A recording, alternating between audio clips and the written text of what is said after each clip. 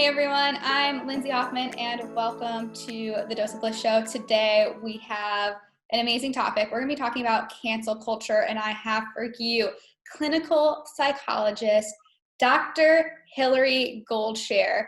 Thank you so much for coming today and getting in the inside of what is cancel culture and why everyone's doing this. Yes, I mean, I think it's really come to most people's attention over the last couple of months. And I guess the sort of evolving definition is when a public figure says something, reveals in some way through a post, etc., that they have racist ideas, misogynistic tendencies, hateful speak, or support any of those things in any way, that the people affiliated with them, whether that's fan base, professional relationships, in some cases even personal relationships, quote, cancel them. And what that can mean different things given the situation. They might stop supporting them on social media. They might cancel their upcoming TV show. They may drop them from an agency, that their status in the public eye is greatly compromised, and is essentially the idea of the mentality of the sort of mob attempting to cancel is to diminish their standing. Why do you think people feel this need to call out people to this degree? Yeah, I think it's an interesting question, and that there are an array of answers during this period of time. I think in part it is connected to this racial injustice that we are recognizing is systemic in our country, and the attempt to disband it, to disavow it. And when people are revealed to have these kind of thoughts, feelings, related actions, that holding people like this accountable begins to perhaps dismantle some of these deeply woven prejudices in our society. Holding people accountable, it often leads to change, even though it can be painful. I think also people can get caught up in the sort of mob mentality, the trolling aspect of it, and may not have such pure or altruistic tendencies. So I think there are a myriad of reasons that people get involved in this and feel intensely about it. And some of those things may be for good, and some may be more self-serving. People take it to a deep degree on a personal level. At what point is this sometimes holding people back is from actually being informed and dealing with situations? Yes, I think if you're going to make a decision like that, whether it is simply deleting someone that you've previously been a fan of from social media, or dropping them from your agency, or firing them from a show, etc., that you should be informed before you make that decision. And it is really unfortunate for people to make decisions, create that kind of atmosphere around really false information. So you raise a good point. I think it's really, really important that if people are going to join a cancel moment, that they're really informed and they deeply get a sense of why they're doing what they're doing, what the intention is, and how they can raise awareness and education around the issue that they're standing up for. And do you have any tips of how people can do this better so that people can have conversation, get the point across, yet still hold people accountable for their actions when it's rightly so? Yes, I think it's really important, and it's difficult because it's super nuanced, and this stuff happens really quickly because it goes viral and people take action off of their own reactions and don't pause. But I would recommend pausing and really finding out what happened in a given situation. Is it a one-time thing that happened 10 years ago? Is the person deeply contrite? Are they open to dialogue about this, to be sort of a vulnerable, even public example of what it means to make that kind of mistake, to hold those kind of loathsome beliefs and be open to change? Because not having examples like that in the public eye, in my opinion, mitigates the opportunity for us all to learn. And that's often said, it's kind of a cliche, but when you think about it, it's really true. If someone is vulnerable enough to say, hey, I used to believe this. I used to think this. I'm embarrassed. I'm humiliated, but I want to explore more about it, and I want to be an example. That's something we should all probably listen to. We don't want to miss that opportunity.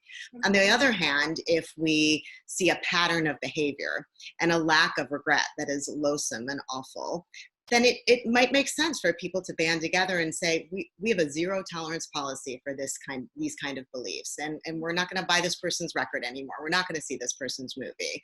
And unless and until we hear a different view on what they're discussing.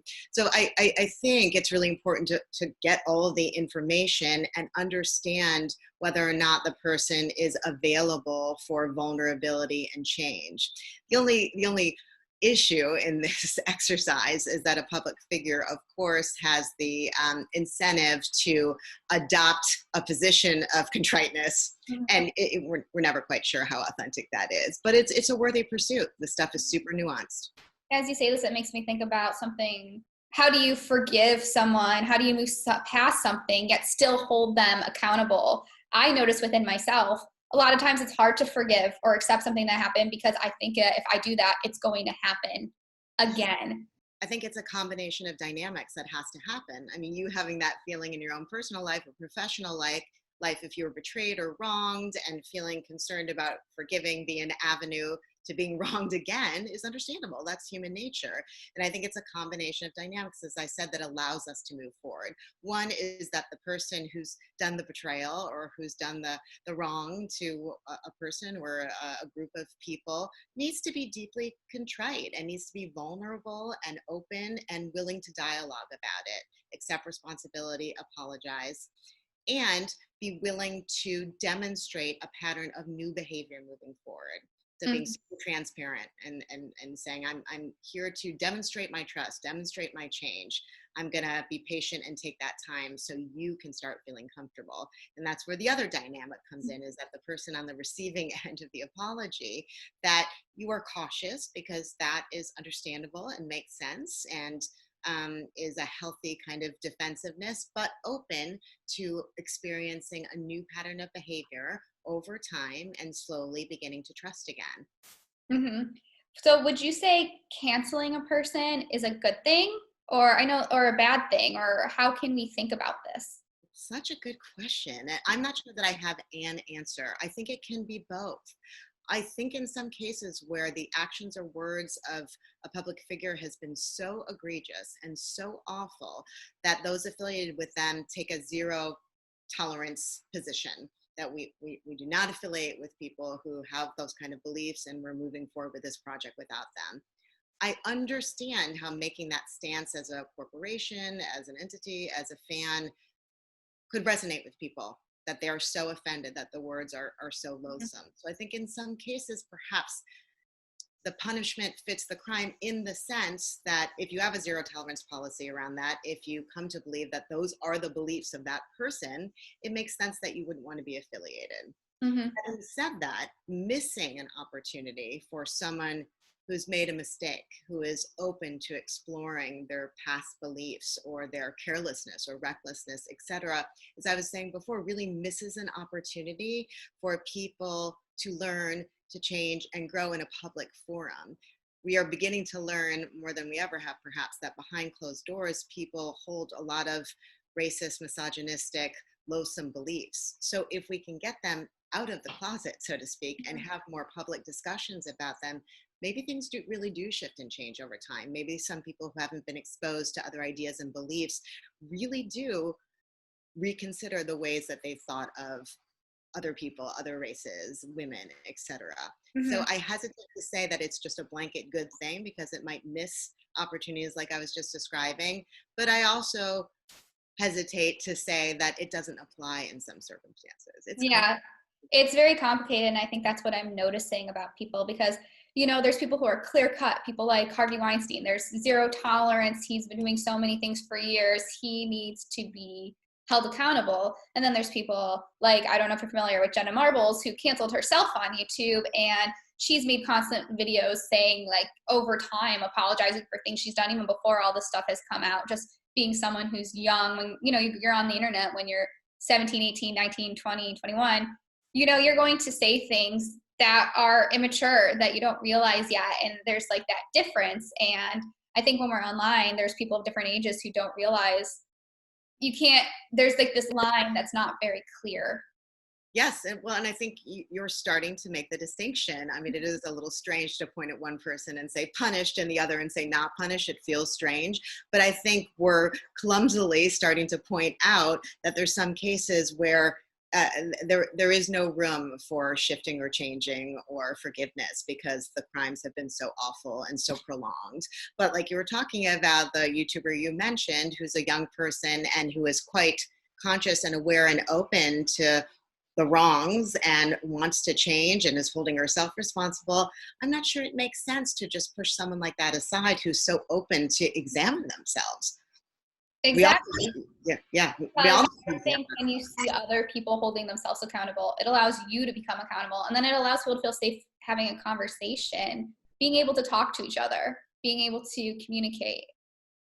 I think it's critical and it might feel vulnerable and it might feel risky. And when you put yourself out there, I suppose there's always the chance that someone misinterprets you.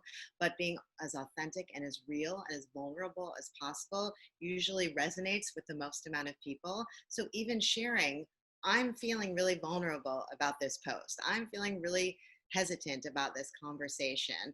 I want to be able to demonstrate how much I care, and yet there's parts of this dialogue that I'm unsure about, that Mhm. I might phrase the wrong way, that I might not say the wrong thing. So I'm here, kind of naked, vulnerable, and to learn.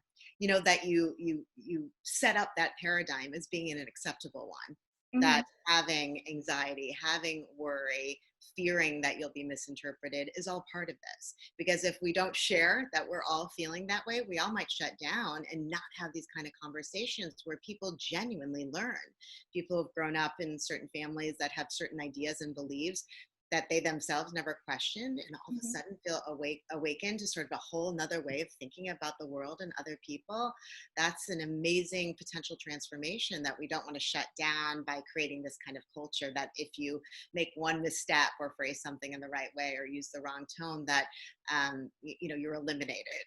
Exactly. And I feel as you say this, it's making me think, wouldn't really the answer to cancel culture to some degree, obviously, like I say, this isn't to the people who need to, really go to jail and have really done thing. I'm talking about this more on like a social level that we're seeing on Facebook and between friends fighting with each other, delete this person on Facebook. I'm not, fighting, would you say kind of the answer to cancel culture could kind of be listening to each other? Absolutely, because in intimate relationships, whether they're personal or professional, the only way to work through conflict and to sort of mobilize intimacy and to grow a relationship is to be able to talk and listen to each other. It is the only way. When we think about relationships that are important to us, they've usually been built on sharing and listening.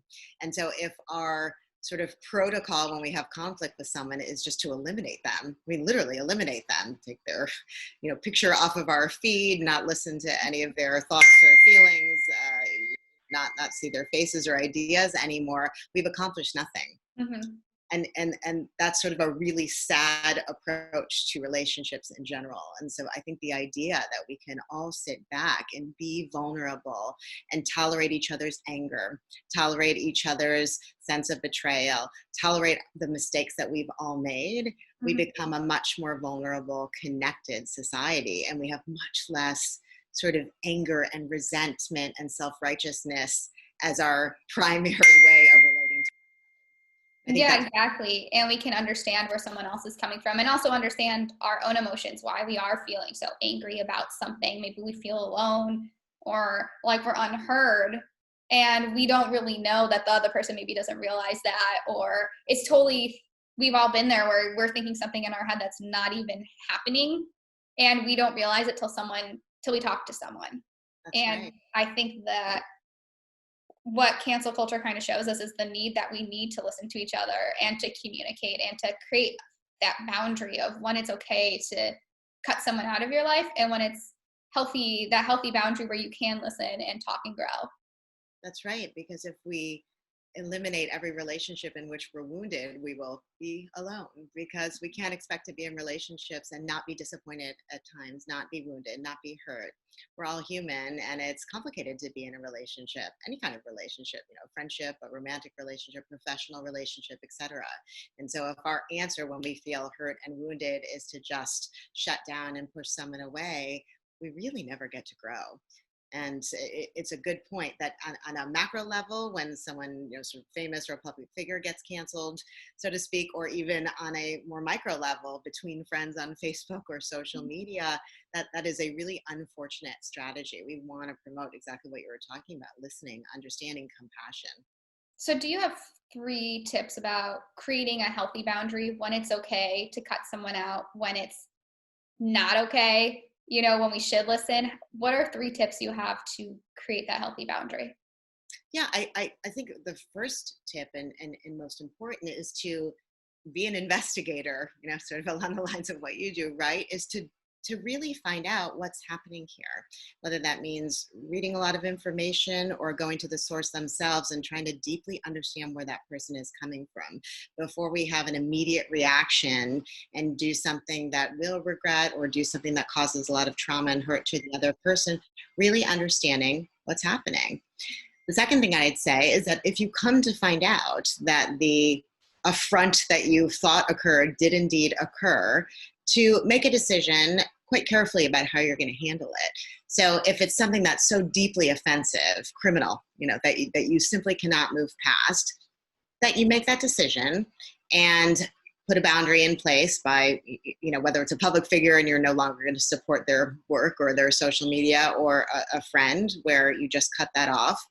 Or if you decide that it's a bit more nuanced than that you go to that person and you say some version of, I felt hurt, I felt angry, I felt disappointed when I saw this, when I read this, when I heard you say this to me.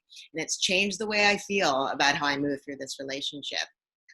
I want to figure out if there's a way forward. And to open those lines of communication. Of course, much easier than someone that's a public figure that you aren't directly related to or affiliated with, but you can do a version of that through, a DM, or at least reading a lot of information, right? And then finally, I think the third tip is to do some internal examination, because when we're so triggered by something, to really understand where that's coming from. So for example, if we hear something loathsome or racist or misogynistic, if we're very offended and emotional, and we want to recognize that that's an important issue to us. And that not just in this instance, but sort of globally, that's something we want to pay attention to, educate ourselves more about, and get involved in potentially. So that's sort of the more aspirational side of it. But if we notice that we're getting really offended when people seem to over promote themselves, for example. I don't know, I'm just picking an example, right? And this is very offensive to us. They've done it in a way that feels questionable. That we look inside of ourselves and think, what's happening here for me? Am I feeling left out? Am I feeling insecure? Am I feeling judgmental due to other things, due to other wounds, other experiences I've had in my life? So that we look at these incidents as an opportunity to learn. Mm-hmm. We can learn from these and grow together as people, and together we can become better people so that we can stop these things from happening, and also inform ourselves and others to heal ourselves of our trauma, but also, in a way, heal the world. That together we're evolving. That's right. So that cancel culture in the end isn't just an angry event, that instead it might be a somber event if we decide that we're no longer going to be affiliated with something, but that we use it either as a way to grow ourselves or as a way to put a magnifying glass on issues that are important to us, and not just focus on the mentality, that dramatic energy that comes from getting involved in a cancellation, so to speak, that we use it for good. Yeah, we can use it to be better. We can use it to change. So we only have a few minutes left. What's the biggest thing you want to leave people with? I think what you and I talked about that really resonated in this conversation at the core is sort of compassion for oneself and compassion for others, even if people have hurt us, even if people have done loathsome or hateful things, that we save room for compassion for their wounds and their pain, and that we focus on compassion for ourselves and figuring out how to use our lives to make other people's lives better, to make the world a better place. Mhm. And we really can't do that without eliminating anger directed at other people and eliminating the parts of ourselves that constantly berate, question our own self, our own internal self. So really focusing on compassion, self-compassion and compassion for others when one is feeling kind of overwhelmed or caught up in a situation like this.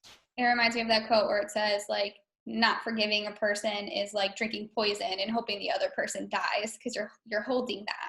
That's right. That's right. That you really use circumstances like that to rid yourself of that toxic energy and figure out how to grow yourself from it, Mhm.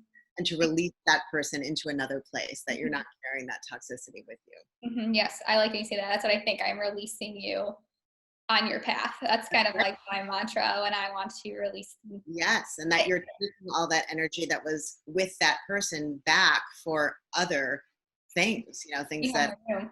that's right, that are good for you, good for the world, good for your community, etc. Amazing. Well, thank you so much for coming on the show. I feel so enlightened now. I hope everybody watching does too. Can you let everyone know where they can find you?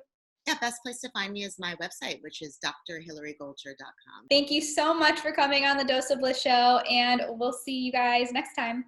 Bye. Bye. Thanks for having me.